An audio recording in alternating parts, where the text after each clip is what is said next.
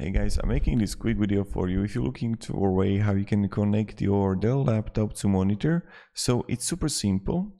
What you need to do first on your Dell laptop, you need to look what kind of connection you have and also monitor. If you have VGA there, if you have HDMI there, like what kind of thing you have, like it's something from these, right? And then what you need to do, you need to connect, let's say you have HDMI, you're gonna look on HDMI on your monitor. And there you're gonna find also HDMI on your monitor, and you're gonna connect the HDMI from your Dell laptop to the HDMI on your monitor with the HDMI cable. Like this.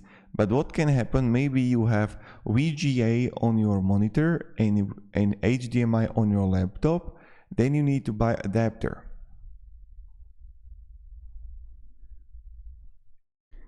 Then you need to buy something like this. Or something like this.